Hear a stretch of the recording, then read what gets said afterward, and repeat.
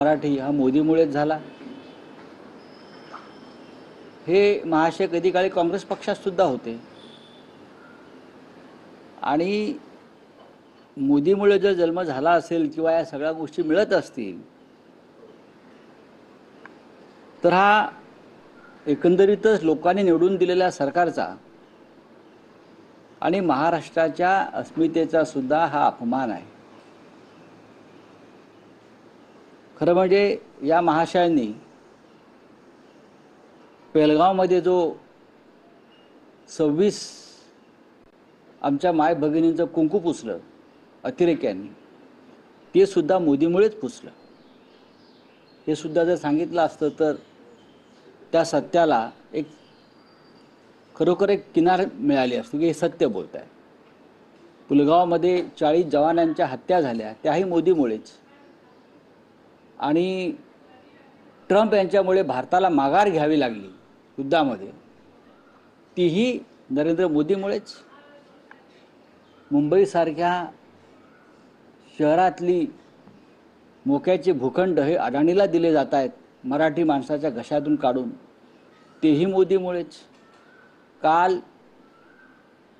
आपण पाहिलं असेल की शेतकरी रस्त्यावर उतरले आहेत, त्यांच्या जमिनी मोदींचे लोक हिसकावून घेत आहेत ड्रीम प्रोजेक्टच्या नावाखाली, तेही मोदीमुळेच। या देशामध्ये मोदींमुळे बऱ्याच गोष्टी घडत आहेत, त्यातल्या या महत्त्वाच्या गोष्टी आहेत। या राज्याची जनता स्वाभिमानी आहे, ती लाचार नाही। हे जर बबन लोणीकरांना कळत नसेल तर अशा प्रकारचे लोक भारतीय जनता पक्षात आहेत हे या महाराष्ट्रानं समजून घेतलं पाहिजे। जे महाराष्ट्राच्या जनतेला लाचार समजतायत, अस्वाभिमानी समजतायत, मोदींच्या चरणाचे दास समजतायत, ही अत्यंत गंभीर गोष्ट आहे। शक्तीपीठ महामार्गाचा तुम्ही विषय काढला। अजित पवार असं म्हणतायत किंवा त्यांचं खातं असं म्हणतंय की कर्जाचा भार हा राज्य सरकारवर येईल आणि हे अवघड जाणार आहे पुढे शक्तीपीठ महामार्गाचा प्रकल्प राबवणं।